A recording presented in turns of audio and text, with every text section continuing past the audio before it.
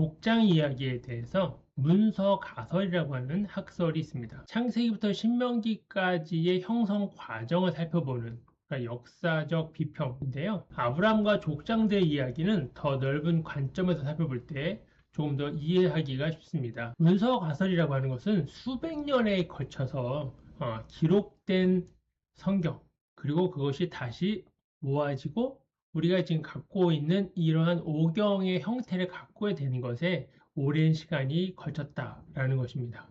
그래서 이제 모세가 오경 전체를 다 썼다라고 우리는 보통 얘기하죠. 그것이 전통적 견해인데 성경 전체를 살펴봤을 때 그렇게 해석하지 않을 수도 있다는 거예요. 개별적으로 창세기, 출애굽기, 레위기, 민수기, 신명기가 처음에는 기록이 아니라 입과 입으로 구전되었다는 것이죠. 그것이 여러 단계에 거쳐서 기록되고 수집되고 마지막에 편찬되어서 비로소 오늘날의 모세오경이 우리 손에 오게 되었다는 겁니다. 구약 학자들이 봤을 때 창조 이야기가 두 번 나오는 것, 또 같은 사건을 두 번 이야기하는 것, 그리고 하나님의 명칭이 어떤 데서는 하나님으로 나오고 어떤 데서는 야훼, 여호와로 나오죠. 그래서 이 차이가 왜 이렇게 났을까라는 것을 연구를 해보게 됩니다. 학교에서는 이 문서가설이 굉장히 유명한 학설입니다. 그래서 구약 성경에서 이 오경에 크게 4번에 거친 편집 과정이 있었다라고 보는 거거든요. 첫 번째 제의라고 하는 문서를 얘기합니다. 제의가 우리 한글에서는 이제 여호와라고 되어 있죠. 기원전 10세기에 유다 왕국이 생깁니다. 다윗이 그리고 솔로몬이 나라를 세우죠. 그때의 나라가 세워지면서 국가가 세워진다고 하는 것은 역사가 바로 선다는 것이죠. 그래서 그때 여호와의 호칭을 쓰면서 이 여호와를 쓴 성경 구절을 살펴보면 직관적이고 친근한 인격체적인 하나님의 묘사를 한다는 겁니다.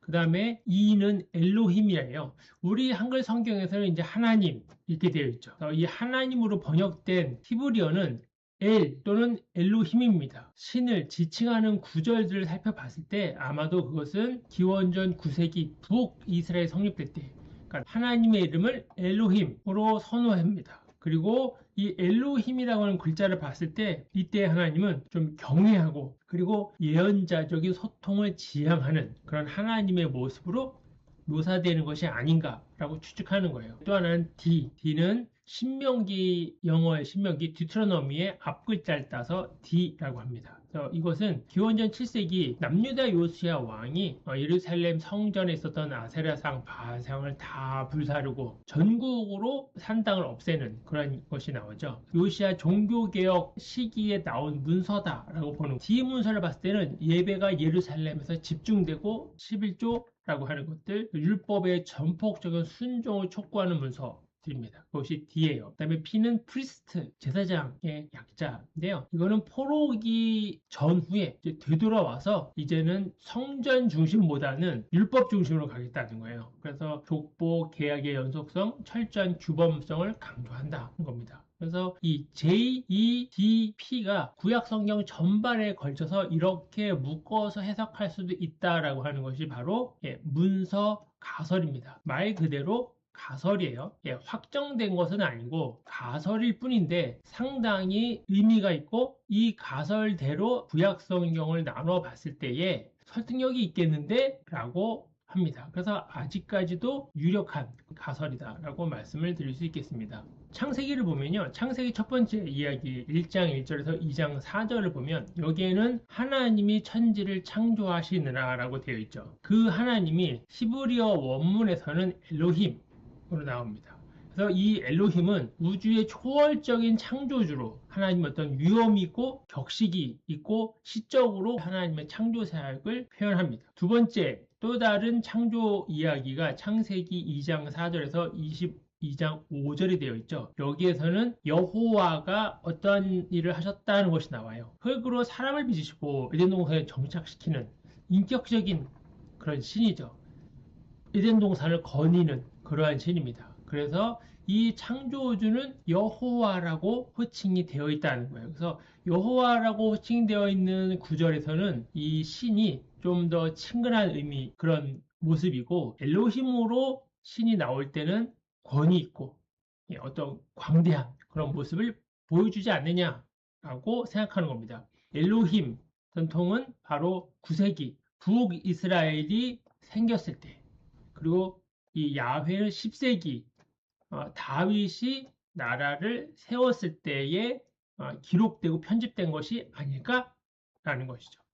그래서 이 문서가설에 문제점이 있어요. 일종의 한계점이라고 말할 수 있겠죠. 이제 각각 존재했다가 그것이 합쳐졌을 때 약속과 언약의 내재적인 상호 연관성이 있거든요. 그러니까 아브라함한테 하나님께서 내가 보이는 저 땅을 줄 것이고 하늘에 보이는 저 많은 별들을 줄 것이다 라고 말씀을 하세요. 근데 이후에 이삭과 야곱의 실제 여정들이 나오는 거거든요. 그러니 이것을 합쳤다고 보기에는 매우 어렵다는 겁니다. 가장 중요한 것이 땅과 자손의 번성인데 그 중요한 것이 나중에 나왔다면 그것을 굳이 왜 위로 올렸겠냐라는 거예요. 그러니까 억지로 합쳐졌다라고 보기에는 창세기 갖고 있는 일관된 목적, 아브라함에게 약속 땅을 주고 그것을 하나씩 이뤄나가는 이삭, 야곱, 요셉으로 이어지는 그 이야기가 너무나도 자연스럽게 흘러가기 때문에 이것을 의도적으로 어느 시기에 어떤 목적을 갖고 편집했다라고 파악하기가 어렵다는 겁니다. 가장 중요한 것이 이삭의 번제물 사건이거든요. 그런데 이삭의 이 번제 순종 시험은 야곱으로 이야기가 흘러가기 전에 반드시 거쳐야 하는 관문입니다. 만약에 아브라함과 이삭 이 두 사람의 이야기를 지엽적인, 그러니까 아브라함 전승 따로 되고 이삭 전승 따로 된 것을 합쳤다고 한다고 하면, 그러면 이 가장 중요한 이야기인 이삭을 번제로 바친 이 이야기가 굳이 거기에 들어갈 이유가 없게 되는 것이죠. 조상 아브라함에서 시작된 이 예언과 그것의 성취가 어떻게 역사적으로 이루어지는지 하나로 묶는 결정적인 장치거든요. 그래서 족장 이야기들이 각각 존재해서 나중에 합쳤다고 보기에는 족장들 사이에, 그 가족들 사이에서 있었던 어떤 구심점, 현형 공동체에서만 느낄 수 있는 가족의 사랑, 화해, 연대는 설명하기가 불가능한 것이죠. 어떤 이유로 합쳤다라고 보는 문서 가설이 온전하게 성립하기가 어렵다라고 말씀을 드릴 수 있는 것입니다. 이러한 족장들의 이야기는 역사화된 신앙으로 볼 수 있습니다. 족장 전승은 단순한 계보 암기를 위한 것이 아니죠. 이것은 이집트, 아시리아, 바벨론 등 큰 강대국 틈바구니에서 아주 척박한 가나안 땅에서 살았던 이런 족장들이 어떻게 생존했고 그들의 가족을 어떻게 이어갔는지를 아주 생생하게 보여줍니다. 그러면서 그러한 어려움 속에서 그들이 하나님 여호와를 잊지 않고 하나님께 계속 간구하면서 또 좌절하면서 기나긴 그들의 신앙을 계속 이어갔다라는 것을 창세기는 보여줍니다. 창세기 12장에서 50장의 족장 이야기는 한 가족의 이야기고 이 가족이 하나님의 약속된 상속자, 언약 당사자라는 거예요. 족장 이야기는 역사화된 신앙입니다. 하나님이 어떠한 분이신가? 하나님은 힘없고 연약한 한 가족을 그리고 확장된 그 민족을 어떻게 이끄셨느냐를 보여주는 것이죠. 이스라엘 민족은 지리적이고 역사적으로 매우 불리한 상황 속에서 살아갔습니다. 그런데 메마르고 척박한 곳에 살았던 힘없는 그러한 족장들이 여호와를 통해서 자신의 정체성을 찾고 여호와를 믿는 신앙을 통해서 이스라엘이 하나의 거대한 공동체가 되고 나중에는 국가가 되는 것을 보여주는 것이죠. 만났던 여러 사람들 사이에서의 어떤 어려움, 오해, 배신, 낭만과 좌절, 그러면서 다시 또 화해하는 것, 그러한 불안정 여정 속에서 여호와를 만난 이야기를 역사화한 것이고 족장 이야기다라고 해석을 할 수 있겠습니다. 감사합니다.